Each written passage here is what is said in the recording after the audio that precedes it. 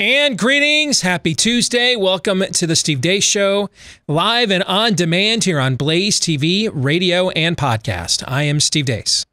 Aaron McIntyre and Todd Erzin are here with me as well. I warned you, didn't I, once we got past the election? We had a lot of time to take off. So this will be our final show of the week before we head out for the Thanksgiving holiday. And it's going to be jam-packed here today. A lot is going on. First of all, let us know what you think about what we think via the stevedeace.com inbox. Steve@stevedeace.com. That's how you can email us. That's DEACE. Like us on Facebook. Follow us on Twitter at Steve Deace Show. Over on Parler at Steve Deace. Check out our new MeWe page as well. That's the free speech alternative to Facebook. That MeWe page is cooking right now. So just look for Steve Deace there on MeWe. Also, our new YouTube channel at youtube.com/Steve Deace. So there's really nowhere you can run or hide from the glorious mediocrity that we strive for each and every day. And if you love mediocrity, you're going to love my brand new book. It releases, 3 weeks from today. 3 weeks from today, A Nefarious Carol, the sequel to A Nefarious Plot, hits bookstores. You can pre-order your copy right now at Amazon.com. Now, thank you to all of you that have done that. Pre-sales have gone very well. But if you cannot wait for the sequel to A Nefarious Plot, A Nefarious Carol, Audible has released the audio version now. It's out right now. It's already rated a #1 bestseller over at Amazon.com. So thank you very much. You can get the Audible version, the audio version of A Nefarious Carol, and listen to it and get it today over at Amazon.com. Thanks to all of you that made it trending #1 over at Amazon this week. We appreciate that very much. And to show our appreciation, we have a big show lined up today. We're going to try to incorporate 2 days in one, so to speak. Since we're gone the rest of the week, we could not go. I mean, we were not here last week. We have a short week this week. We just could not go 2 weeks without some woe and lamentation. So Daniel Horowitz will be joining us as he would normally on a Wednesday. He'll be doing so later today on a Tuesday. We'll also be doing some buy, sell, or hold today, like we typically would on a Wednesday. Don't worry, some of the things you still love about Tuesdays will still be here, like fake news or not. At the bottom of this hour, we have a special edition of Fake News or Not, and I'm going to explain to you why our mitigation efforts are fake news, why the masks don't work, why the lockdowns don't work. We now have the answer, and I'm going to share it with you coming up at the bottom of the hour. Something else I want to share with you is more and more social media censorship coming your way. That's why I just started a MeWe page on a lark this last weekend. I'm just tired of dealing with the censorship at Facebook. It's a part-time job I don't have and didn't apply for and don't want. All right. But how do we get more and more away from these big tech companies that want to act like they are the op-ed section of the New York Times? Well, that's why you want to use ExpressVPN. If you've ever wondered how free to access sites like Facebook, you wonder how they make their money? Well, they track your searches, your video history, everything about you, and then they sell it to big-time corporations who are big-time funding a lot of the causes that are trying to big-time do damage to America. When you use something like ExpressVPN, though, you anonymize much of your online presence, you hide your IP address. That makes your activity much more difficult to trace and sell to advertisers. And it also couldn't be easier to set up. Just tap one button on your phone and all your devices, and you're protected in just minutes. And they also encrypt 100% of your data to protect you from hackers and internet bad guys. I've got ExpressVPN on my laptop here in the studio, on my mobile phone as well. It's finally time to say no to censorship. Take back your online privacy at expressvpn.com/Steve. That's ExpressVPN, V as in victory, expressvpn.com/Steve. And by visiting that special link, you'll get an extra 3 months of service for free. An extra 3 months of service for free at expressvpn.com/Steve. We begin with Aaron's rundown of what happened while we were away. What happened while we were away, brought to you by Staring into the Mouth of Madness. A little slow tonight, isn't it? Maryland Republican Governor Larry Hogan has lost his mind. Well, it's sort of like saying I have a constitutional right to drive drunk. I have a constitutional right to not wear a seatbelt, or to yell fire in a crowded movie theater, or to not follow the speed limit. Which part don't you understand? You wear the mask. There's no constitutional right to walk around without a mask. We did it in 1918. I don't know why we can't do it now. New York Governor Andrew Cuomo continues to lose his mind as he talks about law enforcement officials who refuse to enforce his edicts. You don't have the right to pick laws that you think you will enforce, and you don't enforce laws that you don't agree with, right? That's not a law enforcement officer. That's a dictator. According to the New York Post, Cuomo is also planning on having his 89-year-old mother and 2 daughters over for Thanksgiving. Oregon Governor Kate Brown, whose state just legalized possession of hard drugs, wants Oregonians to snitch on their neighbors gathering for Thanksgiving. Do you want people calling the police on their neighbors, not emergency lines or 911? Look, this is no different than what happens if there's a party down the street and it's keeping everyone awake. What do neighbors do? They call law enforcement because it's too noisy. That could be a yes. Yes. A Massachusetts man went viral recently after accosting hikers for not wearing a mask. I have COVID. I have been tested positive. For those of you listening, what we're watching is the man attempting to spit on the hikers. Here. You okay? No. Also in Massachusetts, ER Dr. Jeremy Faust tweets a picture of his face mask saying, "This is my mask. There are many like it, but this one is mine. My mask is my best friend. It is my life. I must master it as I master my life. Without me, my mask is useless. Without my mask, I am useless." Pennsylvania's transgendered Secretary of Health, Dr. Rachel Levine, is bringing back prohibition for one night tomorrow ahead of Thanksgiving. He says banning the sale of alcohol the night before the holiday will help mitigate the virus. The following clip is from an HBO documentary called Transhood, which went viral recently. Today we choose to recognize, honor, love, and celebrate anyone here who would claim their identity publicly as lesbian, gay, bisexual, transgender, queer or questioning, intersex, pansexual, asexual, or any category that I've left out. The clip depicts a mother and her son at what appears to be a religious service when this happens. You're a little shy. Do you want to tell everyone if you're a boy or a girl? I just want to tell them that I'm a girl. Okay, you can tell them that.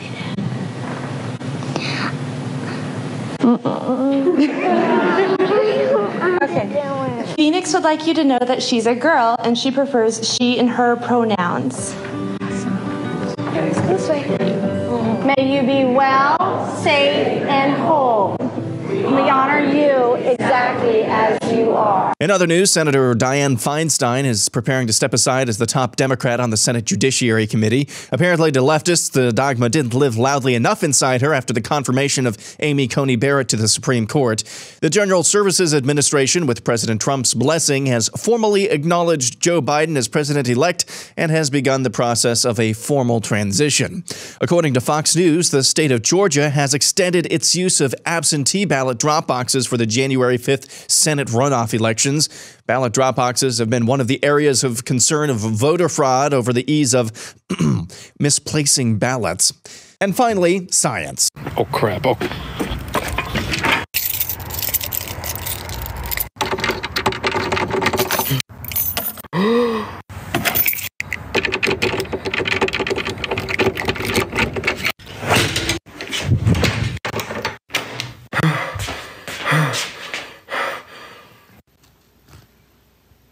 Shoo! Almost got COVID. And that's what happened while we were away. Oh boy. Aaron's montage brought to you by our friends over at Brick House. You know, life, well, normal life is about habits. And this year we've been more focused than ever before on health for ourselves and those that we love. But what happens after? How do we plan to ensure your body's immune system is ready for winter and beyond? If there can be any silver lining to what has gone on this year, I think a lot of us probably need to remember as we enter into cold and flu season. I know flu, for those of you that don't know, it's that disease we have supposedly cured. It's the virus that we have supposedly cured here in the last year. We've just completely eradicated. If you've looked at the numbers, it's like it doesn't exist. But get your flu shot anyway for the virus that right now no one has apparently. But, you know, doing preemptive things that previous generations understood about, you know, vitamin C, vitamin D, those things still apply. And that's where Brickhouse Nutrition comes in. It's loaded with those things, but also antioxidants because it's packed with 18 clinically researched essential fruits and vegetables and other things as well, like beets, ginger, etc., that create a powerful combination that not only support heart health, but also support a healthy immune system, metabolism, blood pressure, and digestion. Complete with pre and probiotics. You want those because the biggest immune system in the body is found in the gut. Field of Greens is not only good for you, but it's good for the entire family. Just one scoop in any water-based drink. Stir it up and you are done. And if you want to give it a shot, go to BrickHouseSteve.com right now. Get your 15% off your first order with the promo code Steve. Get a 15% off your first order with the promo code Steve at BrickHouseSteve.com. Again, that's BrickHouseSteve.com. In the overtime today, the overtime is going to be a little bit longer. And Todd, Aaron, and I, we are going to watch a video that Rudy Giuliani put out last night claiming that he is summarizing the president's legal strategy to fight back against the election fraud. Todd, you have watched the video? I have. I have not. Aaron, you have not watched it? I have not. No. All right. So we have a control group here. One of us has watched it. The other two have not. We're going to watch this 30-minute presentation and react to it in real time in the overtime and then give our thoughts afterwards. Right? And I don't know what we're going to say because two of the three of us haven't watched this. Okay? So if you are not yet a Blaze TV subscriber and you want to watch today's overtime, go to blazetv.com/Deace to become one and get a discounted subscription with that name at blazetv.com/Deace. And that's also where you can go if you are already a Blaze TV subscriber.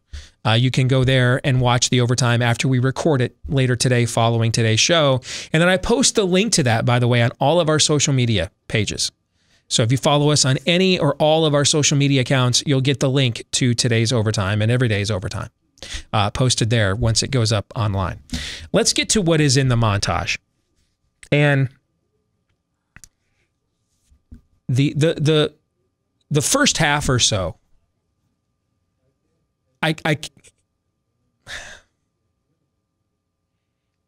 you watch that and you want to simultaneously, when you watch all this, you want to cry and you want to hurt people. And maybe not in that order.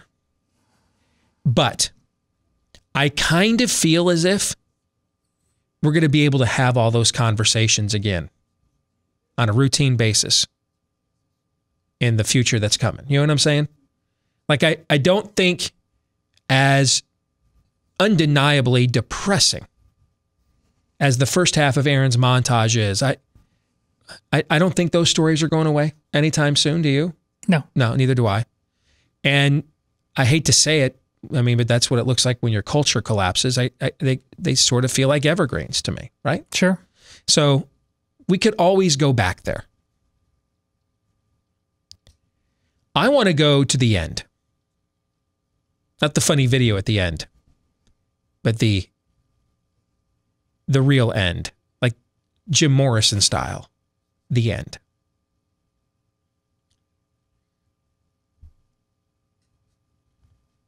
There's a story that came out yesterday, and it's what's at the end of Aaron's montage that didn't get nearly as much play as it should have. I jumped on it when I saw it right away because I knew what it meant. And maybe, frankly, that's why it didn't get the play that it should have, because a bunch of other people in my line of work, they knew what it meant too. Right now, it's fascinating if you are following MAGA Twitter right now or MAGA Parlor. Have you guys delved into those worlds here post-election? Do you see any of this stuff in your feeds? Because what you're seeing right now is it's very divided.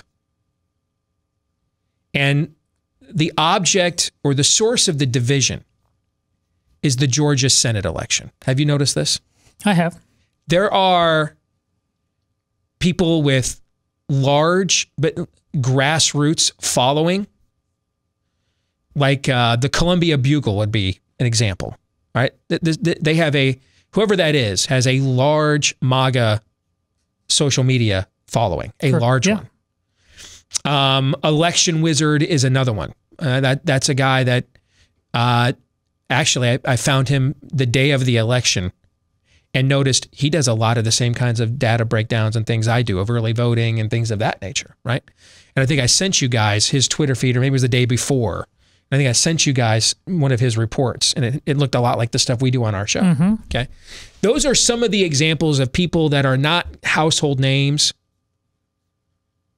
and maybe a conglomeration of people we don't really know, but they have massive social media followings. Some cases larger than mine, and they are all right now on this Georgia runoff. I don't give a care. I don't care. I don't care about the Republican Party. Why do I care if Mitch McConnell has a majority in the Senate? I'm not. The Republicans don't care about me. I'm not in this for the Republican Party. I'm in this because of what I think Trump represents. And if the party's not going to help him, then I don't care.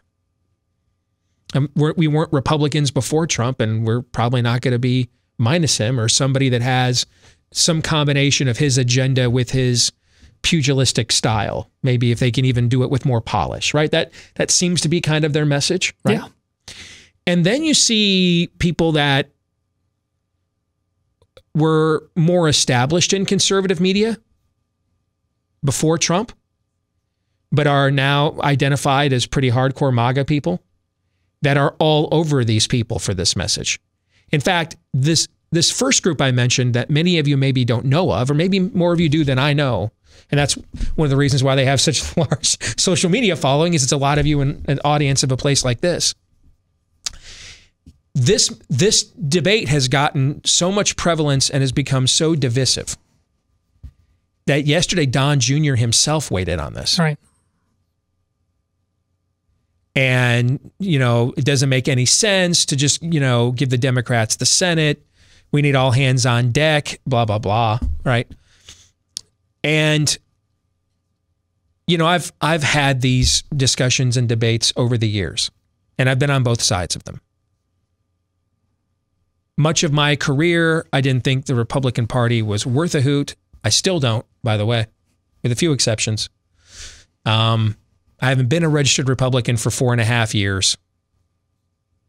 I don't see that changing anytime soon unless we have a contested caucus in Iowa in 2024 and I have to temporarily become one again to vote in that, right? And I've been the person that's like, hey, earn my vote. You're not entitled to anything from me. I don't care. Here's what I promised the Republican Party. I'll give you all the commitment you have shown me. I mean, it's only fair, right? You guys have heard me say these things for years. I've done all these shows. Yeah.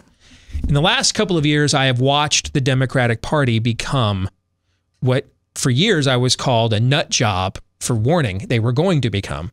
And we have watched them metamorphosis into this in real time, right? Yes. In the last couple of years.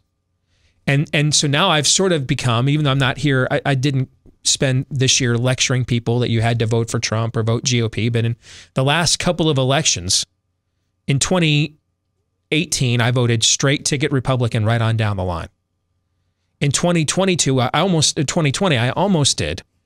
I just couldn't bring myself to vote for my effeminate loser GOP congressional candidate that I knew I had no chance to win. So I didn't vote for him. But I have evolved my thinking as the Democratic Party has evolved. Because as much as I loathe and disdain the Republican Party, my arguments with them are largely philosophical and tactical and practical. What I view the Democratic Party now as existential. They're the Visigoths coming over the wall, and I may think Caligula sucks as a human being, and he does, okay? But I also don't want to learn Hun. You know what I'm saying? Like I don't want to learn Druid. And that's what's coming over the wall is going to demand I learn those things. or they'll, you know, come after my wife and kids, right? So I'm fascinated that this debate is taking place between these two MAGA camps, and I have zero to little interest in getting involved in it and sticking out a position either way. And I'll tell you why.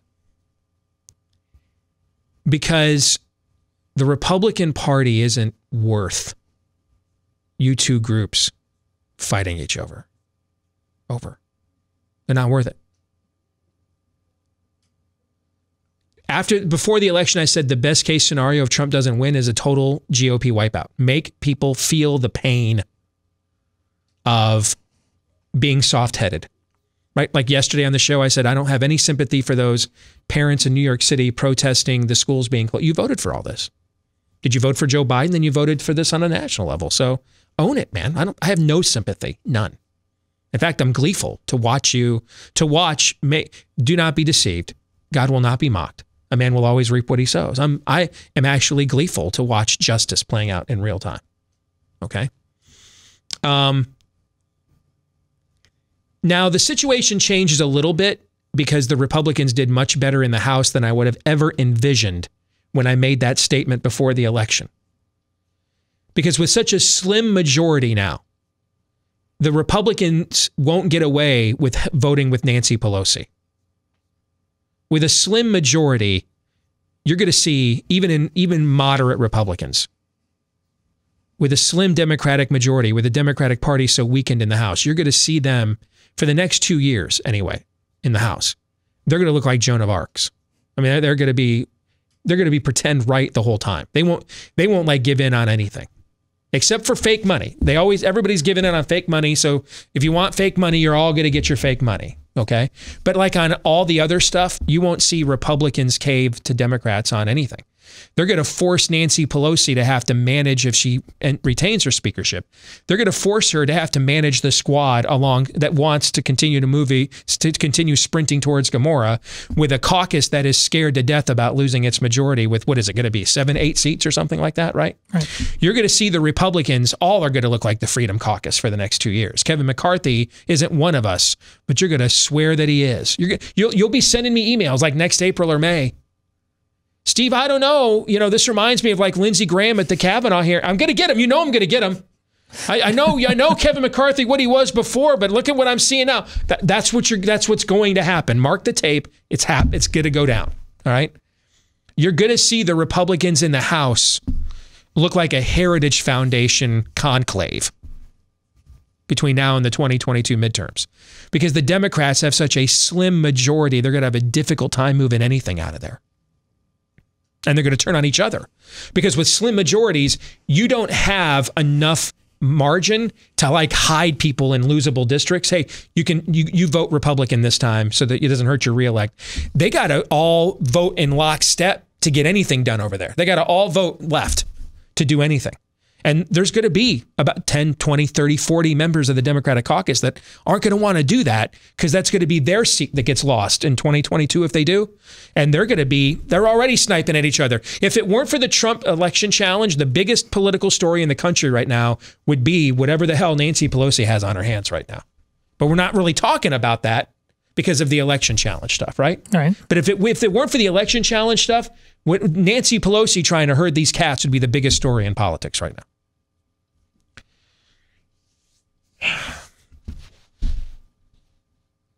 But when it comes to the Senate, now that the Republicans did better in the House than I thought, I do think now my self-interest might be gridlock might be better than even just a wipeout. That gridlock might be better. And just nothing happens for the next 4 years. You know what I'm saying? They all agree on free money and that's it. Like nothing else happens.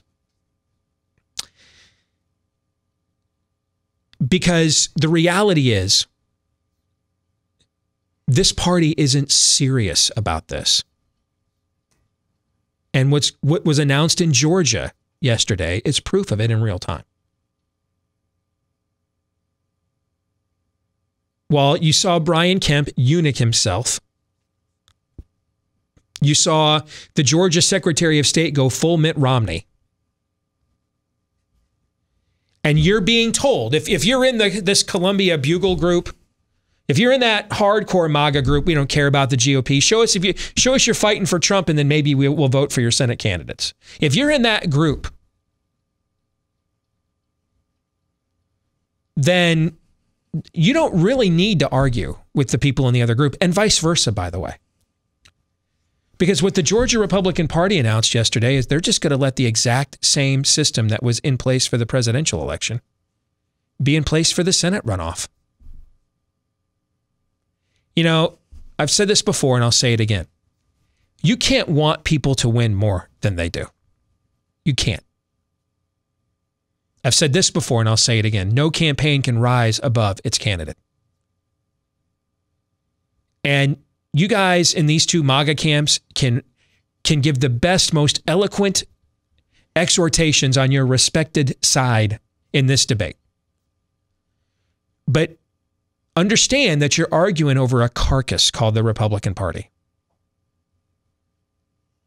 that announced yesterday it's just going to allow the exact same system that we're arguing about right now. They're just going to let it perpetuate itself. I don't know why Kelly Loeffler, and it's Sonny Perdue is the dad. It's David Perdue, right? Or older brother, right. Something, okay. Kelly Loeffler, who's hot, by the way, and David Perdue. I don't know why they just won't get Fulton County like Donald Trump did, right? Why don't we just see cop cars dropping off Fulton County boxes at 3 a.m. on, is it January 7th or 15th? Is that runoff, Aaron? The 5th. The 5th, thank you. I don't know why we just won't see that the night of January. Well, I'm sorry, the morning of January 6th. Why wouldn't we let them do it before, right? Yes. We told them before they don't have to align the signatures on the envelope applications for the ballots themselves, that they could do a recount without actually auditing the ballots, right? They could just go back and recount all the same ballots they already counted without actually auditing the integrity of them, right? Correct. We just did this dog and pony show in Georgia for the last 3 weeks, correct? Yes. Then the state of Georgia's answer is to turn right around and say, Stacey Abrams, your time has come. You were just a few years too soon. And they're just, so while one group is losing its mind, if we give them the Senate, we lose the country. The Georgia Senate election is the last line of defense. And the other group is like, why? I'm not getting in bed with the party that Judiced Trump and didn't help him, and left him in the hands of the likes of Rudy Giuliani, because everybody else, like Bill Barr and everybody else, sat on their hands. So screw you, right? Those are the arguments that are going on. If I summarize them accurately, this is all over my feed right now, and a lot of you are probably seeing it too. Let me, instead of choosing a side, let me anger both of you against me at the exact same time. Now we're getting someplace. Let me piss both of you off, because that's a business model, right? Right. Your argument's irrelevant. Your argument is irrelevant. You guys are arguing with each other over something that is largely irrelevant. Because as long as the ballot harvesting mechanism remains in place, why are you dividing with each other? You're arguing over the wrong thing. We always do this with the Republican Party, by the way. We instead of going back at it with what it doesn't do for us, we go at each other for how much more of the shanking are you willing to permit and tolerate. Because they announced yesterday they're just going to extend the same drop box system that we had before. We're just going to do the same ballot harvesting we did before. So what is the point of this argument? Do you know what it is? No. You know why you don't know what it is? Because there's no point. Because it's pointless. That's right. You cannot want the Republican Party to win more than it does. More in a moment.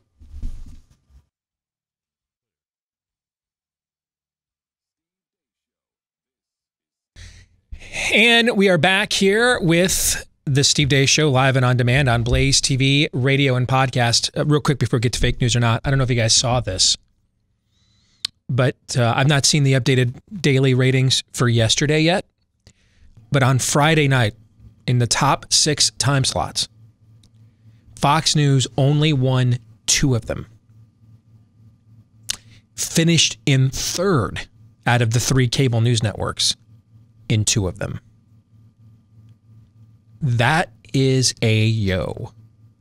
Now, there have been some isolated downward trends, but for Fox to finish in third place, and it's the shows that are the most considered, if you follow MAGA Twitter, the shows that are most in the crosshairs, Cavuto, McCallum, those are the shows that finished third in their respected time slots.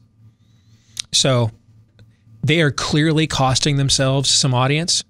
Laura Ingraham last night did a monologue where she waved the white flag, said it was basically time just to move on, okay, and accept the election result. So that is something, that'll be something worth watching. I've never seen a successful product more go out of its way to alienate its clientele than what Fox News has done for the last couple of months. See, this is a movie I'd actually be interested to see. The one about, that was out a year ago about, hot chicks and, the inside baseball of that. Oh, yeah. That's like the most, something happened, but it's like the most predictable something ever. Because you could envision, that's a Mad Men story. You can envision that happening. What major corporation in America could you not envision something like that happening, right? Yes. But this is different. This is, yes. This is, let me insult openly my audience. Because this is Chick-fil-A. Yeah, well, all of a sudden, there's some substance to that. Yeah. But it's one thing for Chick-fil-A to be doing this on the side with its donations. You don't pull into a Chick-fil-A. Oh, this is Chick-fil-A on steroids. Yeah, we didn't get a Kraken on steroids, but we're getting Chick-fil-A on steroids. You don't pull into the Chick-fil-A and say, by the way, we believe in the social gospel now. Which sandwich would you like? You know what I'm saying? They don't do that. When you pull into a Chick-fil-A, it's just like any other time you've ever pulled in. Yeah. You got to actually know what's going on the side to be aware of what they're doing, right? This is out in the open where we are broadcasting a middle finger to you. I was working out at the gym when they had the massive pro-Trump rally in Washington, D.C. last weekend, I think it was, or 2 weekends ago. And I could not believe Fox News brought Jeff Flake on as an interview in the middle of a Trump rally. That is an intergalactic sized middle finger and the horse you rode in on to your own audience. It's like they don't want you. In fact, it's not like that. It is like that. Or they think that you're there for them and they're not there for you, and they can get you to change what you think because you just are you so want to pleasure yourself to Fox Hub that if they get rid of the political porn you prefer, you're like, I'm really into blondes, but I guess if the category now in Fox Hub is trailer trash, I just so want to watch my political porn on Fox Hub that I'll turn in my love of blondes for trailer trash. Right? That's how they're behaving. Yes. And it's amazing to watch. It'll be fascinating to see how long this goes on. They didn't have a binary choice. They could have taken the choice we did, and people not like us, like Jonathan Turley said, there's clearly evidence of a lot of sketchy stuff going on, but we have no idea if it's enough to overturn an election, so let's find out. That's what's there, and they didn't want to. But this didn't begin with that. This goes back to on election night and everything itself. I know, This is just a continuing feed of this. So it will be fascinating to watch how this plays out. Let's get to fake news or not. Brought to you by our friends over at Patriot Mobile. You might be waking up to a nightmare scenario with the left on the brink of controlling the future of the country, largely funded by major corporations. People like Verizon, for example, one of the largest mobile providers in the country. They take your hard-earned money and then use it to help put some of these radicals into power. That's where Patriot Mobile comes in. You can make the switch to them with confidence because you get the same network as the large providers, but for much less, and switching is easy, and they don't give your money to the people trying to end your way of life. Keep your phone number, bring your own phone, buy a new one. Just go to patriotmobile.com/Steve or call their US-based customer service team right now at 972-PATRIOT. That's and you get a free activation plus a special gift when you sign up to Patriot Mobile. Free activation plus a special gift at patriotmobile.com/Steve. That's patriotmobile.com/Steve. So one of the great mysteries this year, I believe we may have our answer to. One of the great mysteries this year has been, why don't our mitigation efforts with coronavirus work? And so for this week's Fake News or Not, I want to try to answer the question, why lockdowns and masks are fake news? Why our mitigation efforts are fake news? Why they don't work?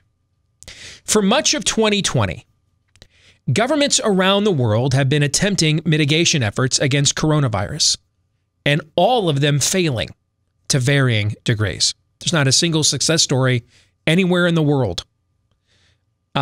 Lockdowns have to be tried over and over again. Lockdowns don't stop the virus from reaching a community, nor do masks slow the spread within a community. Not even when mask mandates have been in place for months preemptively, the surges, the second waves still happen, as all the real-time data shows. Let me give you a couple of examples. Here's a story out of Texas from late last week. Coronavirus cases in Texas are soaring again. But this time, Governor Greg Abbott says no lockdowns are coming. Now, how can it be that this is going on in Texas? Texas Governor Greg Abbott has been mandating masks in the state. He began doing so on July 2nd. July 2nd is when the mask mandate went into place in Texas, including outdoors for a while. That's almost 5 months ago. I've been to Texas twice during this time. People are wearing masks everywhere you go in Texas. Mask compliance. So for 5 months, there's been a mask mandate there with mask compliance. YouGov recently said U.S. compliance with mask usage is now at 83% of the population, one of the highest in the world. And yet, what were the masks doing in Texas all this time? How come they didn't slow the spread? Furthermore, how come they couldn't stop a second wave? Why weren't you preemptively enforced against a return of the virus? Didn't the CDC director testify to Congress that masks would protect him from coronavirus better than even the alleged forthcoming vaccines? Let's look at this comparison. This is the death number. Deaths attributed to COVID-19 since the beginning of the pandemic in both Texas and, in Florida and New York. Florida and New York, the second and third most populous states in the country, or the third and fourth, I should say.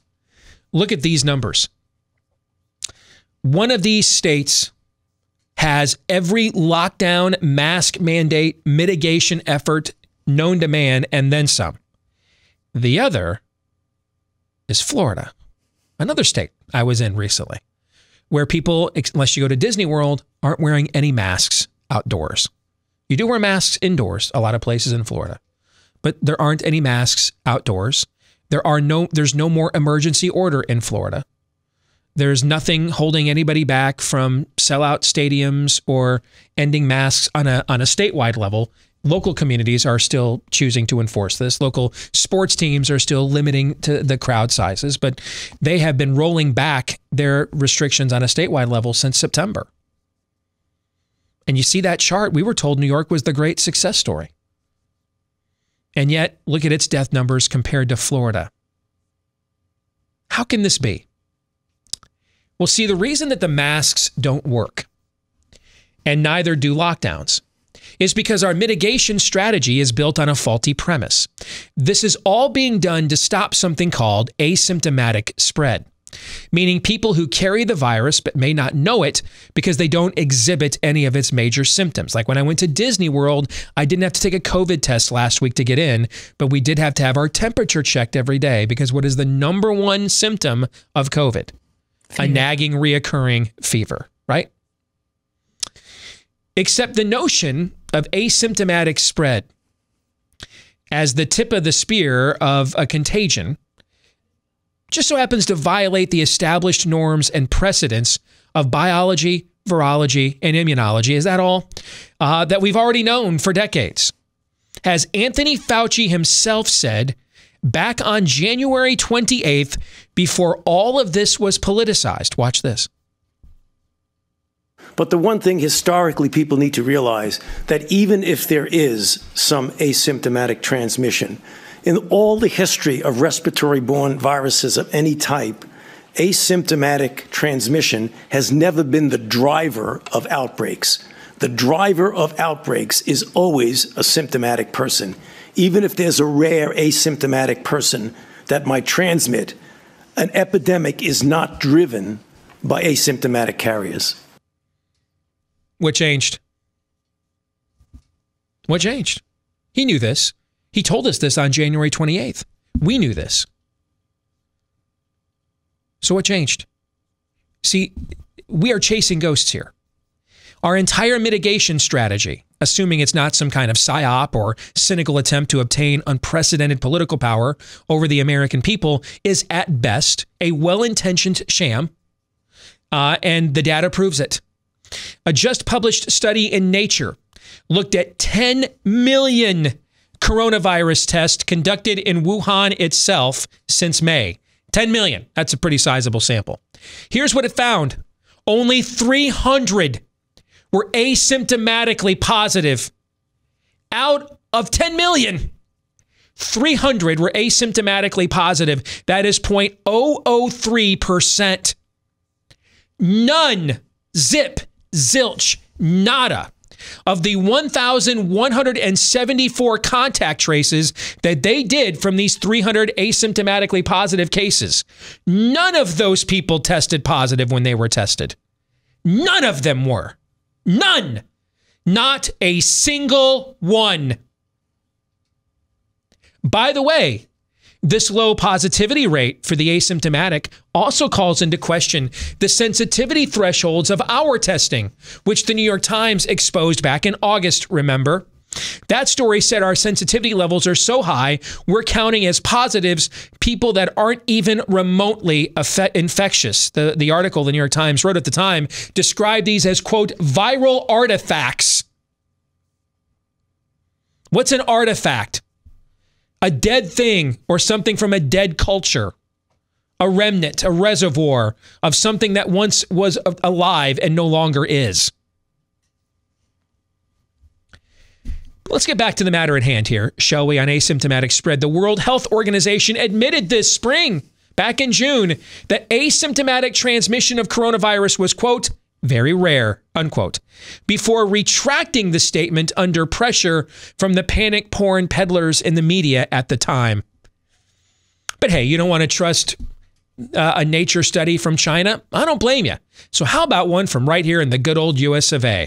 The University of Florida found those with symptoms were 28 times more likely to transmit coronavirus than those asymptomatic. Not 2 times, not 4 times, not 5, not 10, not 15, not even 20. 28 times more likely to transmit the virus if they were symptomatic over the asymptomatic, according to a study done a couple of months ago at the University of Florida. Again, assuming this all isn't just some government power grab, we decided to lock down the healthy and put a face diaper on everyone, regardless of sickness, because we were afraid of masses of asymptomatic people would unknowingly bring the virus home and kill grandma. Except history has already taught us that that's not how outbreaks work, as Fauci himself said back in January, and the data confirms that's not how this one spreads either. Therefore, the lockdowns and masks cannot work, no matter how many times we try them, because they are built on a premise that goes against the established laws of science. This is why we've never done this for an outbreak before. This is why you haven't been wearing masks every flu season of your whole lives. No matter how bad it gets, and the flu season 2 years ago, by the way, was really bad. 60-some-odd thousand people died. Prior to coronavirus, we knew this about asymptomatic spread. So what changed, I ask again? Why did we abandon science for flat earthism? Why did we abandon rational ground for fear and loathing? There are several potential answers to that question, and all of them are bad. And none of them would be based on real science either. So, Todd, you are the control group. You had no idea what we were going to do this segment. No. I want your reaction in real time. You know, in the Gospels, where the Lord says to the crowd, what is easier to say? Your sins are forgiven, or rise up and walk? Yeah. Well, so that you may know. Well, this is my point about once we get to transgenderism and what it was in Aaron's montage about that church. This is what we're seeing here. Once you got to that point, so that you may know, this can happen. This is just the transgenderism of science.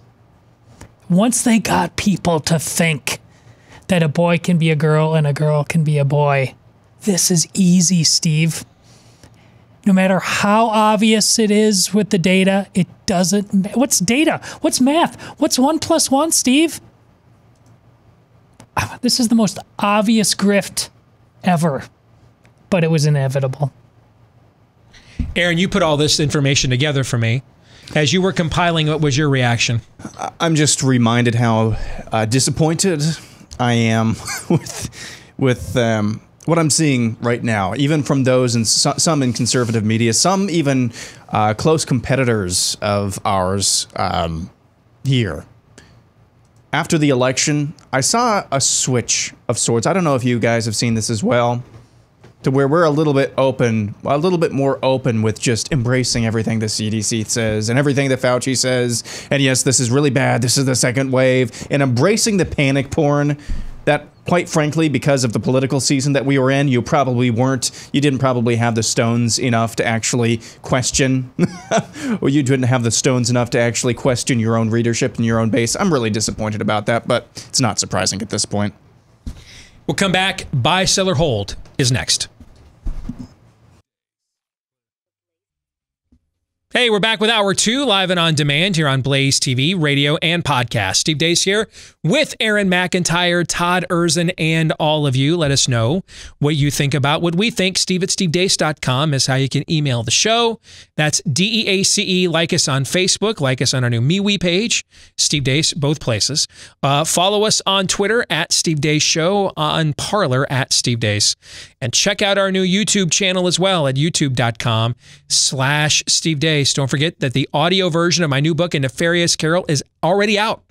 Audible decided to release it early. I mean, they were just apparently really excited about it, or they made a mistake. I'm not sure which it is. Either way, it's out already.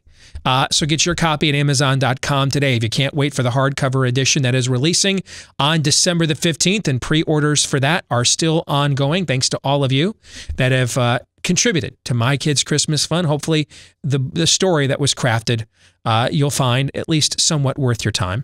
Coming up at the bottom of the hour, our good friend Daniel Horowitz. He'll take us inside politics. He'll give us a little pre-Thanksgiving woe and lamentation because we're off the rest of the week after this. Also, if you are a podcast listener, hit that subscribe button if you haven't done so already. Leave us a 5-star review if you haven't done so already. The more of those we get, the more it helps the show to grow.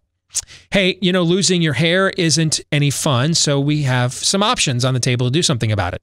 You can go to your doctor for a hair loss treatment, get a prescription, then visit the pharmacy.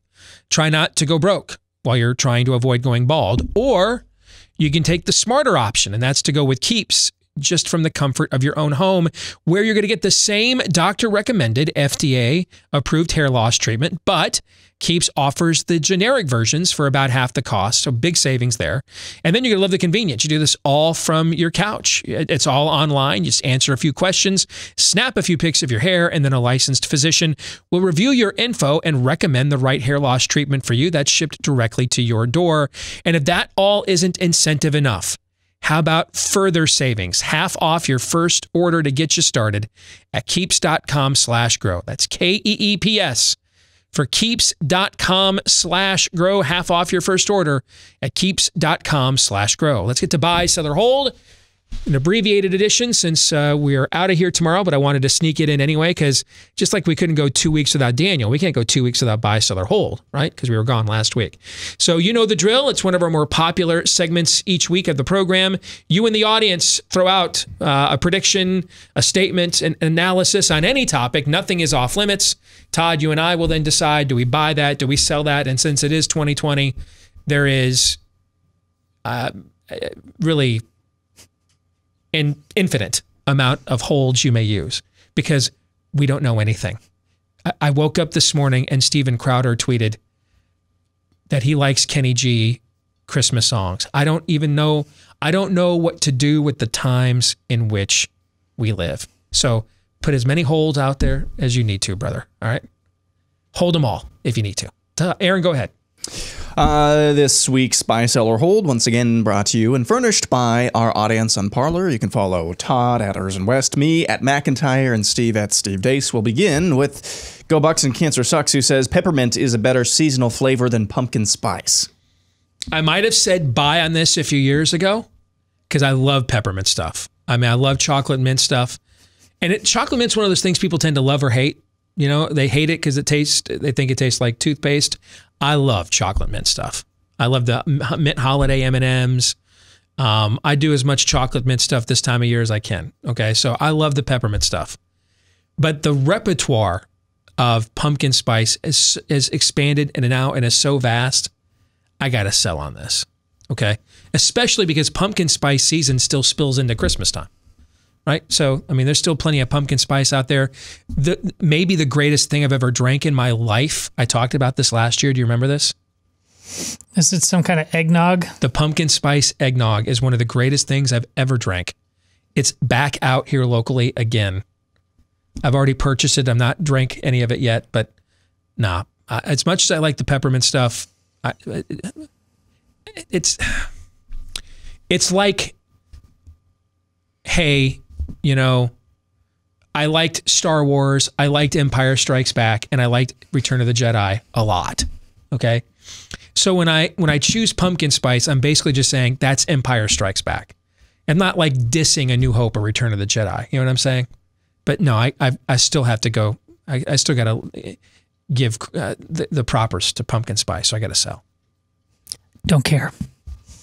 So is that that a first hold? hold? That's a hold. That's a hold. Right, Thank you. Yeah, Thank you. Right. Up next, Elliot Want says, no one is going to jail for voter fraud. Nothing is going to change that will prevent this in the future. Bye. Easy buy. Yeah. Russell Davis Jr. says, Steve will not back the eventual 2024 GOP candidate because they will be more of the same from the establishment. Sell. I don't think you'll get any more candidates like that. Agreed. For example, there will be an establishment candidate, but like the establishment candidate in 2024, provided Trump doesn't run again. If Trump runs again, the field's going to be cleared. You might get somebody who has a little vinegar in him to challenge him from the right just for fun, okay?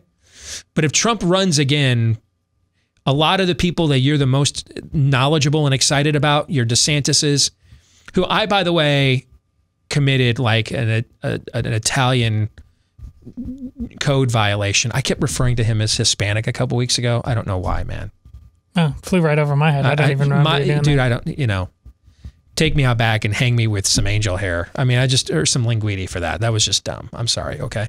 But the DeSantis's, the Cruz's, the Gnomes, they're not getting in if Trump runs again, okay? So I think that is part of your answer. But let's say Trump does not run again. There will be then an establishment candidate, and it's probably going to be Nikki Haley. 10 years ago, Nikki Haley would have been overlooked. The establishment would have said she's too right. Now, she's not right where we are, right? She's not where we are. But guys, I have my issues with Nikki Haley. She is several degrees to the right of Mitt Romney, and probably, you know, a long fly ball into the left field bleachers from John McCain. You know what I'm saying? So that will be your establishment candidate next time if there is one. It'll be somebody like her, or maybe they'll give Rubio another shot, but I kind of think it's going to be Haley. And if Nikki Haley is the establishment candidate, you know, no. They're that kind of candidate, they're never nominating in this party somebody like that again. They're going to make sure to elevate as many of them in the congressional power structure as they can, but they know that they can't do that for president again. They're not going to do it again. I'm holding.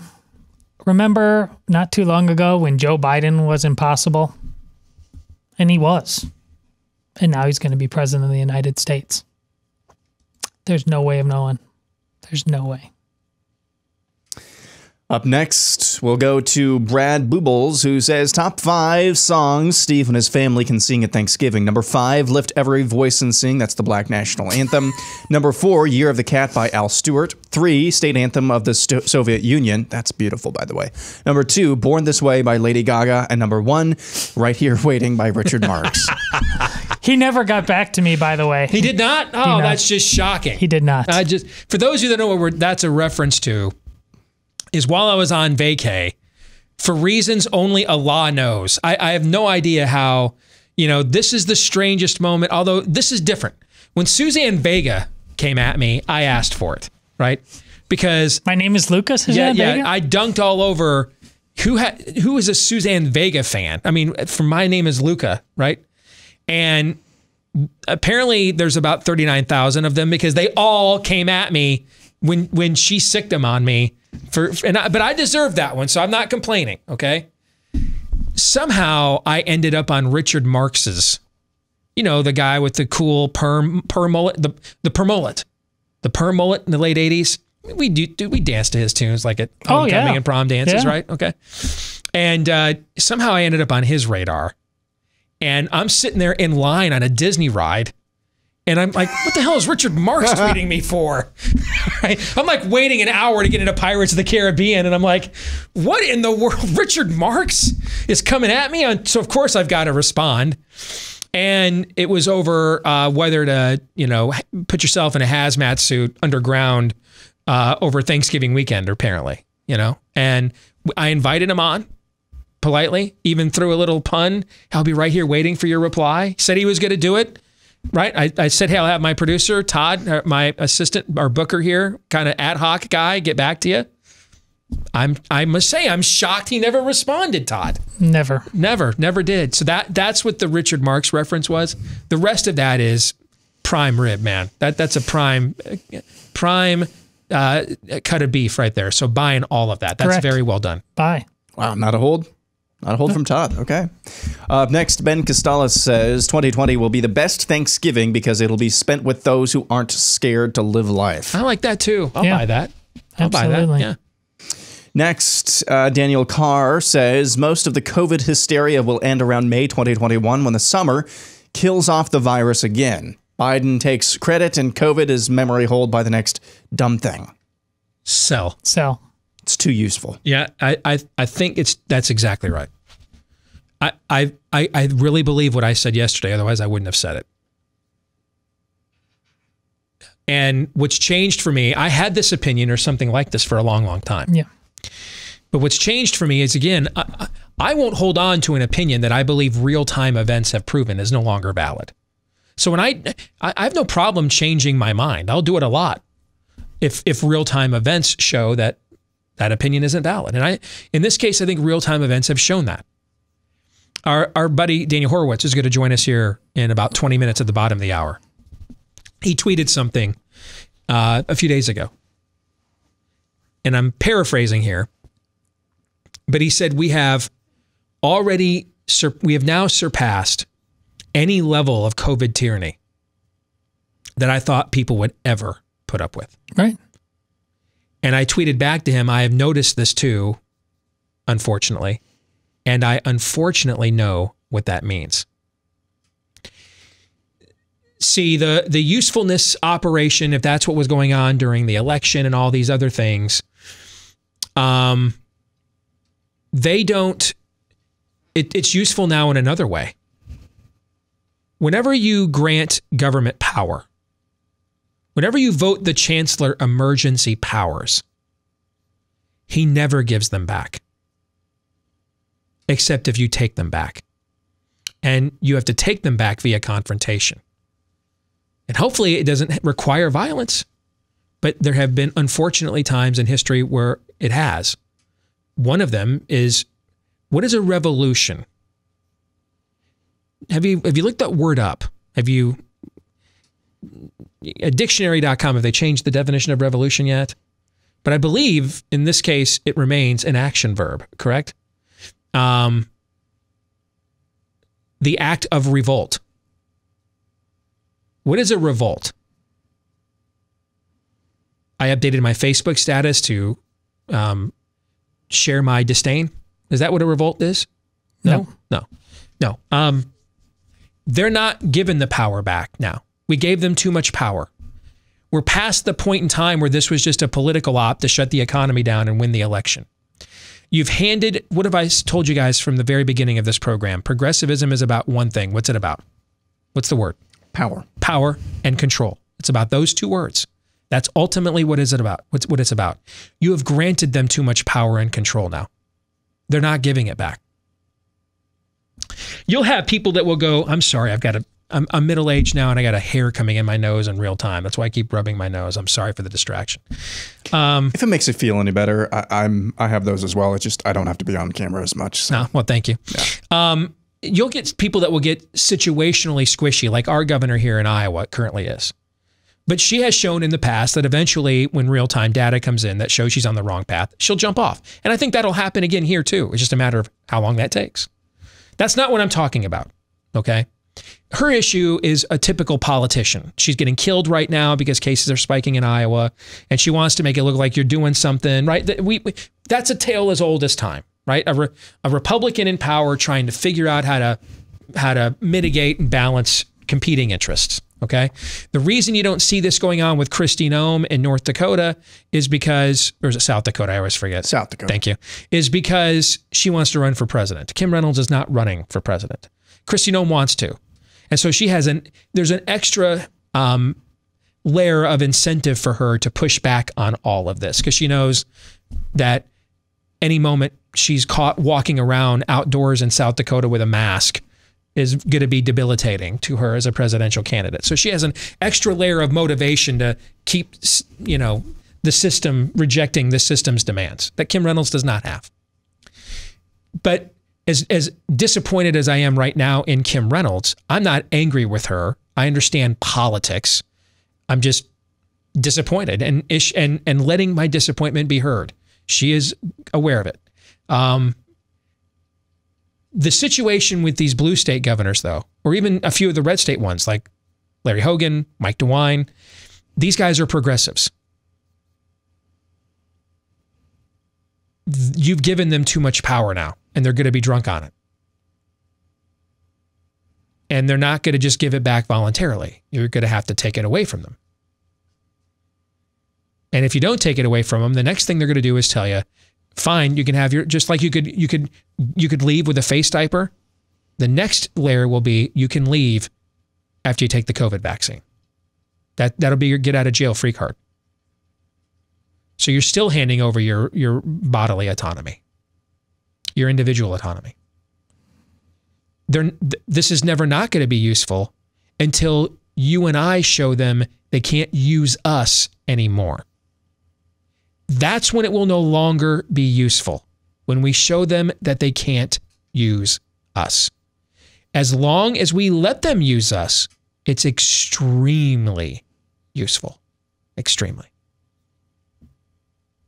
Yeah, this is obviously not going away. I was highly skeptical that it ever would from the beginning, just because of what we talked about before we ever heard of COVID. The spirit of the age was here. We are living in the upside down. People are sitting there and being lectured to by the likes. I mean, remember the reputation of New York, 9/11. Look at, they choose willingly to live under that goon Cuomo. Mm-hmm. And de Blasio, who's an even dumber, who's a dumber version of him. New York tough. It just makes me want to laugh now. I agree. You people are hilarious. Yeah, I agree. There's nothing tough about you. Yep. You're slaves. That's who you are. Yep. All the while, I mean, the theme of this year really is Ebony Maw's soliloquy at the beginning of Infinity War. You may think this is suffering. You may think this is suffering, but it is your salvation. Yes. The universal scales tip because of your contribution. Yes. Tyler Schultz says, even if the Trump legal team and or Sidney Powell uncover irrefutable evidence of voter fraud, Republicans will lack the political will to prevent it in the future. Further, the majority of Americans will not believe the evidence to be credible due to a false belief that human nature is basically good and this is America. That stuff doesn't happen here. The latter part I'm going to sell on. I think the opposite is true. I think cynicism is soaring, actually. So, but I think the cynicism, one of the reasons it's soaring is because the first part of what you say is true. You know what I'm saying? Yeah. I think the majority of Americans are like, why do I care? Nobody's going to do anything. Okay? Most of the people that voted for Joe Biden, however many it actually is, are not Marxists. Now, only Marxists voted for Joe Biden, but not every Joe Biden voter is a Marxist, right? A lot of people voted for Joe Biden just because they want Trump to go away. They didn't think any of this through. They didn't think 5 layers through. And then they're like, well, if COVID's not really that serious, then why did Trump shut the country and the government and the economy down? Why would he do that to his own economy? You know what I'm saying? Mm-hmm. And then they would be like, well, if Trump is guilty of was screwed by voter fraud, it's his attorney general. Why doesn't anybody do anything about it? Why isn't he on TV every day talking about it? What's he doing about it? You know, right? Right. That is how the average person tries to do the math here. And that's where the cynicism comes from. Because the first part of your statement is right. I'll buy that. But I'm going to sell on the second part. I think that most people just don't believe. Most people don't believe that Epstein killed himself. And all of them that don't believe that don't believe anyone will ever be held accountable for killing him at the same time. So I buy the first half, sell the second half. I'm just feeling a little bit more cynical in the moment, so I'll buy it all. But I think your thinking through of it is correct. Next, E. Evans says the lockdowns and mask mandates will continue even after the vaccine is fully distributed. We've kind of been over that. Yep. Yes. Unless you make it stop, it's going to continue. KB Redinger says Nebraska's Scott Frost, Penn State's James Franklin, or Michigan's Jim Harbaugh will be fired before the end of the season. Sell, none of those people will be fired before the end of the season. And I don't think any of them will be fired after the season. The one most likely to go is Harbaugh. I mean, if you see another Ohio State 60 or 70, or this time it's a 70 burger, then I could see an amicable split. They won't fire arguably the greatest quarterback in the history of the program. And I don't think he would force them to do that either. They would come to some kind of mutual parting of the ways. Okay? Frost is certainly not getting fired. Franklin just won 11 games last year. He's not getting fired. Now, this season puts him on the hot seat for next year. I agree with that. Okay, but he's not getting fired this year. None of those 3 are getting fired. And certainly none of them are before the end of the year.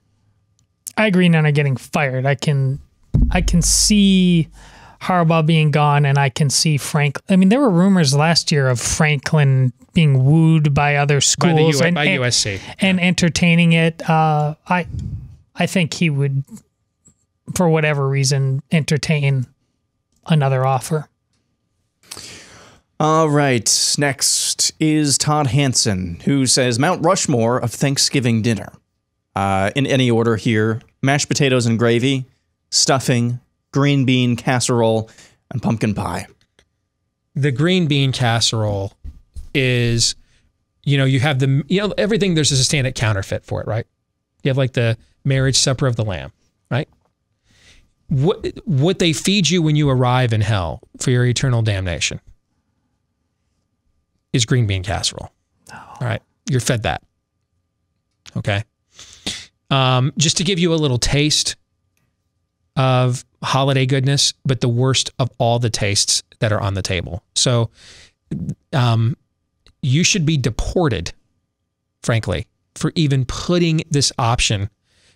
What is missing from the Thanksgiving? Can you think of something obvious that may be missing? Great Americans you would be deporting. I think we're for green bean casserole. I'm okay with that. Assuming turkey. Yeah. Anybody?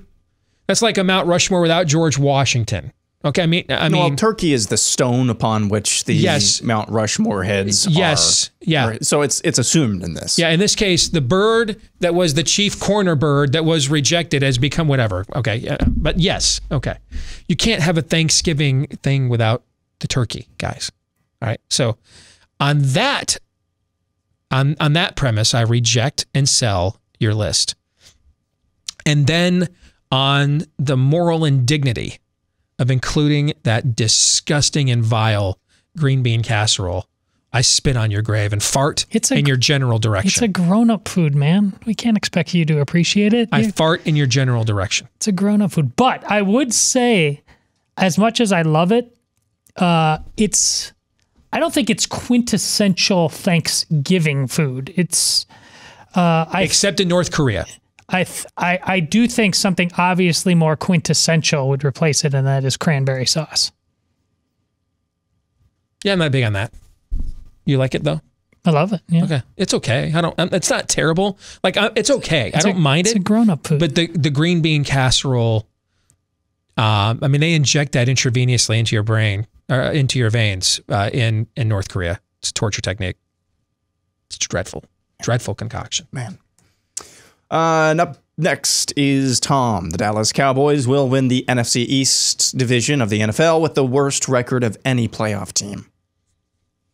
Well, whoever wins that division is going to have the worst record. You know what? I was thinking today, what is the worst record you could conceivably possibly have in the NFL and make it into the playoffs? And I think it's 4-12. Now that's mathematically possible, isn't it? Yeah. I mean, if you win your division, yeah. And you'd host a playoff game. That'll be all right. I'm going to sell because I think the Redskins are going to win on Thursday because the Washington, it's the worst possible outcome for the Washington football team. Win that division with like a 6-10 record, and then you're like out of the Trevor Lawrence, Justin Fields sweepstakes. You know what I'm saying? But that's like an organization that can't name itself. So I'm gonna sell that Sports Karma is gonna call for the artist formerly known as the Redskins to win that division with like a 6-10, 5-11 record.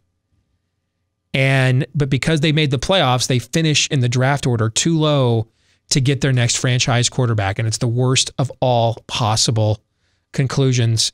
And they still don't have a name for their team next year. I'm just gonna sell. I'm gonna take the field. But no, everybody is equally dysfunctional. No one should want to win that division right now. But this is, I also, the complaints that will come and are dumb, you know, you should have at least have to have a 500 record to make that's just a dumb argument. This doesn't happen all the time. The last time it happened was maybe like a decade ago, Steve. Do you remember when I think the winner of the West, the Seahawks, the did Seahawks, it one year, and they ended up beat knocking the Saints off the Saints in a yes, playoff that's game. exactly what I'm thinking of. Yep. But the world didn't end. It doesn't happen most of the time. Settle down. All right, we've got about 3 minutes left here. I've got a map of the United States, and it's divvied up into the most popular side dishes for Thanksgiving by state. Okay. Now, a lot of these are the same, but we'll just go ahead and kind of list off some of these. Mashed potatoes buy, sell, or hold. That Thanksgiving side dish. It's popular in Washington, like basically all out west. I'll buy, yeah. Midwest as well. That's one of the most popular ones. Crescent rolls. It's South Dakota thing. That's the only place that I see. I like crescent rolls, but you know what I really love are the brown and serve ones on Thanksgiving. I kind of like those instead. So, but if that's your most popular, that's pretty weak, man. I think it's pretty weak too. So, yeah. Sweet potato casserole. That's popular in Florida for some reason. If it's the way my mother-in-law makes it, where it's essentially a pecan pie filling as the topper. Total buy. That's the biggest hit at our Thanksgiving table every year. Is Mary's sweet potato casserole. I mean, this is a perfect question to ask when Steve and I are sitting at the right table. I have a more savory tooth, so I'll never take sweet potatoes over mashed potatoes and gravy. But I see why people like it. We already talked about green bean casserole. That's Arizona, New Mexico, and Texas. Apparently, that's their favorite. Another sign that Texas is lost. Yes, freedom. Iowa, it's corn, just plain corn. That's just they're trolling us. Yeah, come on. I mean, corn's good. Come on. Kansas is cream corn. Is it really? Even worse. Yeah. That's awful. Cream corn's disgusting. Did Rolling Stone do this? Cream corn is better than like straight corn, in my opinion. Oh, you're on crack. In the southeast, so Georgia, South Carolina, North Carolina, Virginia, Maryland, mac and cheese. Huh. Well, as a holiday side, no, sell. I've never heard of that for Thanksgiving as a side dish. just- We've never had that, so I got to sell. Love mac and cheese though. Love it too, but it's not a holiday. Yeah, I mean, yeah, I kind of agree with you. I'll sell on that. In Indiana, deviled eggs. Indiana alone. That's the only I place. can't eat them anymore. They make me sick. But back in the day, man, I could eat like 15 of them. That's a holiday staple. I'll buy on those. you can't. Yes, anything that says deviled eggs, I don't care what day we're talking about. Perfect. Yeah. Brown gravy. That's a Wyoming thing. I'll drink it, bathe in it. I'll buy that. Yeah. Oh yes, buy. White gravy is an Arkansas thing. White gravy? Yeah, Like I don't even Like know. a chicken gravy? I guess. I'll sell, but I appreciate local whatever-isms. Louisiana, it's cornbread dressing. I don't know what. Oh, that sounds Cornbread good. is really I'll buy good. that. Buy yeah. cornbread. That's it. We'll come back. The weekly prophet of woe and lamentation. Daniel Horowitz will be joining us here next. You know, you've heard for years that it's important to have a diversified portfolio, stocks, bonds, mutual funds, that kind of thing. But if you've ever looked at a breakdown of the most successful portfolios, you're always going to see, typically anyway, a diversified set of real estate. So why isn't it one of the first asset classes that you consider when you're looking to diversify? Well, simple. It hasn't always been available to investors, everyday people like us, until now, thanks to Fundrise. They make it easy for investors to diversify by building you a portfolio of institutional quality real estate investments. So whether you're just starting to invest in real estate or looking to add more, Fundrise has you covered with an investing platform that makes investing in high quality, high potential real estate as easy as investing in your favorite stock or mutual fund. Whether you're looking to add stable cash flow via dividends or prefer long-term growth through appreciation, either method, Fundrise has you covered. They've managed to date more than $1 billion with a B dollars in assets for over 130,000 investors. And since 2014, Fundrise has averaged 8.7 to 12.4% annual return on investment. Investors have cashed over $79 million in dividends alone, courtesy of Fundrise. So start building your better portfolio today. Get started at Fundrise, F-U-N-D, fundrise.com/Deace, D-E-A-C-E, fundrise.com/Deace to have your first 90 days of advisory fees waived. That's fundrise.com/Deace. Again, fundrise.com/Deace. Let's bring him in before we eject for the Thanksgiving holiday, our weekly prophet of woe and lamentation, Daniel Horowitz. Good to see you, my friend. How are you?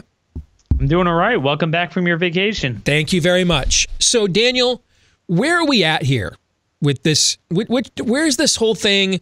I said to my audience first thing on the show yesterday, coming back from vacation, I took Sunday and Monday morning trying to wrap my mind around this whole election fraud issue, because it seemed when I left for Disney, it was pretty cut and dried, right? Either a state legislature gets to make election law or a court does.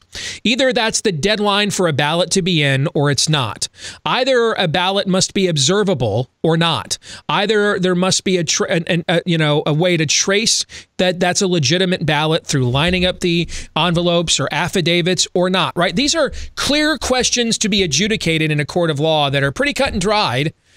And I thought at least the Trump campaign would get an audience before the Supreme Court where they'd probably get screwed, but at least we would get some acknowledgement that mail-in voting is rife with fraud, right? I get back, man, and we got Dominion here and Hammer and Scorecard there, and now this thing is kind of devolved into, a whole bunch of different theories and everything else. So where is it at in your view? Cut through the clutter for us.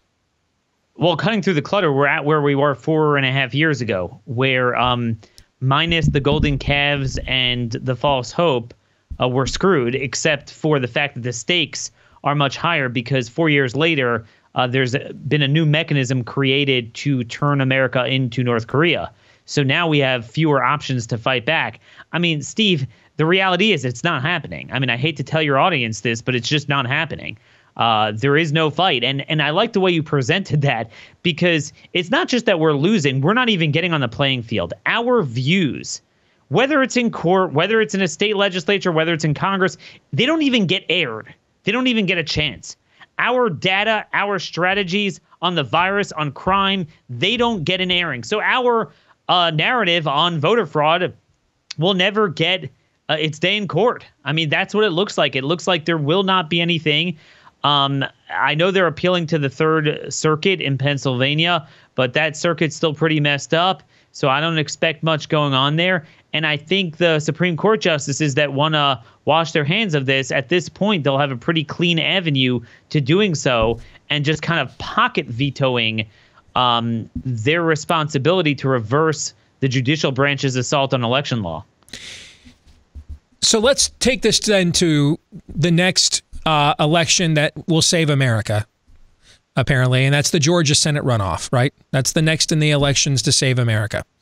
We were talking about this early in the show today, and I want to get your take on it. I don't know if you have noticed this on social media this week, but MAGA world is at each other's throats right now over this Georgia Senate runoff. I mean, you've got at American Greatness, which is like the MAGA pack, right? You've got like Ned Ryan over there. Hey, you have to get involved in the Senate runoff. You know, you got to give the Republicans got to retain control of the Senate, or we lose the country. And they got Julie Kelly coming back at Matt Walsh, who was saying anybody that tells you not to vote in the Georgia Senate runoff is like a traitor to our movement. And Julie Kelly at the exact same organization, American Greatness, is like, there is no movement. This whole thing's a fraud. That's why we were for Trump. We thought he was something different. We don't care about the Georgia runoff. This blow up was so pronounced yesterday. Don Jr. actually waded into this. And so you've got people that have substantial social media followings in MAGA world, like the Columbia Bugle kind of people that are like, we don't care about the Georgia runoff. You guys didn't help Trump. We're not here to help you. We're not Republicans. We don't care about the party. And a lot of other people are coming back at them, are like, well, you don't want the Democrats to win. And I went out of my way, unfortunately, to piss both of these sides in this debate off by pointing out to them that their argument is irrelevant.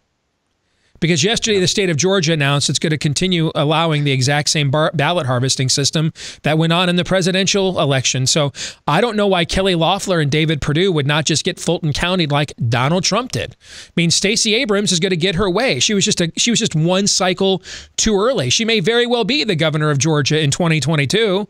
So I mean, to me, these two groups can check each other's credentials, and I've got the moral high ground and you don't, and you're naive, blah blah blah. Blah, blah. The reality is the Republican governor down there is just going to permit and Secretary of State is just going to permit them the same ballot harvesting scheme they already just used. So what's the point? Well, remember the Republicans control something like 105 to 75 majority in the state house there, similar majority in the Senate, something like 36 to 21, give or take, I want to say. We're always like, hey, we got to get 51-49 in the U.S. Senate, 52-48, or maybe Democrats will get 50-50 with Kamala Harris breaking the tie. But, Steve, there's something everyone's missing, and I do think I might be weighing in on that debate a little bit here. There's 31 states where Republicans do control the legislature. There's 24 where they control the trifecta with the governor, and maybe 18 or so of those states, they have super majorities, and yet they may as well be California. I mean, it just doesn't matter, and Georgia is one of them. So imagine if I told you, okay, we have the president, we have 70 seats in the Senate, and 280 in the House. Well, I mean, we don't have to imagine that. We have that in a number of states. But then again, we don't have that because it's Republicans who have that. And I think this is the problem. Like I told you, we're resuming the debates we had pre-Trump. Trump was that kind of distraction, or for some, perhaps a partial relief for 4 years. And I think he was on some issues. But beyond that, we're going to go back to where we were before that, which is we have one party that advances the cause of the other side and one party that enables the other side to advance the cause while jujitsuing our energy that could really effectively counter what the left is doing into a black hole. So this is the debate people are having. Now, I never felt very strongly about it. You want to vote for them. If not, not. But if you don't do other things positively, affirmatively, to create a new movement, a new party, it is going to be irrelevant. It is absolutely going to be irrelevant. And I'm not saying I'm endorsing this in this case. You got to see. But to a certain extent, sometimes you got to make people feel the pain in order for them to see the light. And I think perhaps maybe having the Democrats get the trifecta at a federal level will teach conservatives how to use the trifecta where they control it. Yeah, I said before the election that I thought the second best outcome. Now, I thought the best outcome by far would be Trump winning. The second best outcome, spacebar, spacebar, spacebar, would just be the Republican Party getting annihilated. And because in the end, the soft-headed have to be forced to accept the consequences of their actions. Like a bunch of Democrat voters in New York City losing their damn minds that their kids' schools got closed this week. Well, they all voted for this. I have no sympathy for them at all. People in Virginia now are astonished today to find out how many that F's for F grades are up like 83% or something in the state because kids are not getting real instruction. All right. You all voted for this. You said you wanted it. I mean, that you all wanted to be given safety and security from a virus that until you're 75 years old has a nothing more than a 3% kill rate. So you guys said you wanted this. So then cool, Well, now, though, the Republicans won. I didn't think the Republicans were to gain as many House seats as they did. That changes the dynamic, in my view, a little bit. But ultimately, they're going to leave in place the precedent. See, I'm afraid we're going to get out of here with the worst case scenario. Yep. That the Trump legal team tripped over its own phallus and never created enough of a logical legal argument to force the Supreme Court to acknowledge the realities of mail-in voting and why it's a fraud. So we're not going to get that, I'm afraid. And then the Republican Party is then just going to leave that apparatus in place in the future. So maybe next time we'll nominate somebody that gets 80 million votes, but it won't matter because they just Fulton County'd us all over again, right? My fear is that's how this is going to end. Look, I presented this in an article. You might have been on vacation. I went through all the Atlanta metro counties. You can't beat that machine. I mean, when you're talking about 40 to 50% turnout, increases in turnout in Clayton and Fulton and Gwinnett, these counties, you cannot win. I mean, the same way that Trump lost Georgia, these guys are going to lose Georgia too. I mean, this is what they don't realize. So there's two layers of fraud here. See, typically we have the governing fraud, which is even when Republicans win, out pops Democrat policies, so it doesn't matter. But now they won't even be able to get elected. I mean, that's the point. This is coming to a theater near them. Now, it will take longer for them to chip away at the state legislative majorities and some of these other races. But the bottom line is, I don't see how they could win another presidential election again. Looking at the map and looking at what they have solidified in all of the critical areas of the swing states. There is no way, because remember, Steve, in this country, we're not going to win those states by 5 to 10 points. That's just not going to happen. It's always going to be close. And if you allow that amount of leeway in the mail-in ballots to just do whatever you want with the ballot harvesting, even when Republicans control everything, then what's the point? But then again, Steve, what is the point? You know, I said this on my show, and I think it's important your listeners hear this. Imagine if someone would get up there and say, look, Donald Trump is a danger to the country. This is extraordinary times, and therefore I stuffed the ballots. Here's what we did. He is not allowed to be president. And this is, extenuating circumstances. This is the sacrifice you're going to have to make for the country. Now, I think everyone would just lose it. Like, oh, my gosh, it's a banana republic, right? You can't do that. Now, Steve, I'm not saying that did or didn't happen, but what I am saying is worse than that has already happened. When you have governors that can get up there and say, hey, buddy, this is what we're doing. This is a public health emergency. You will not have a business. You will not go to church. You do not have a right to show your face without a burqa ever in public, outside, inside, wherever you want. This is going to happen indefinitely until there's a vaccine. Well, actually, even after there's a vaccine, here's what we're doing. And tomorrow night at 8 p.m., I'll announce my next press conference, what we're doing. And no one bats an eyelash. And we've been doing this for 8 months. I mean, Steve, the governing fraud is even worse than any election fraud that anyone is alleging. That is well said, my friend. Very sobering as well. And on that note, happy Thanksgiving. Good to see you again. Happy Thanksgiving. Take care. So when you look at the world today, you hear what Daniel just had to say, and look how crazy and uncertain things are. One big concern you may have is this, hey, if I'd told you, if we had Patriot Supply on the show, my Patriot Supply on the show a year ago at this time, and I would have said, hey guys, you never know, you might wake up one day and there's no toilet paper at the store. Y'all would have said, Steve, come on, man. This is America. Donald Trump is president. That's not happening. Awkward. We all woke up one day, right? And there wasn't any toilet paper at the store.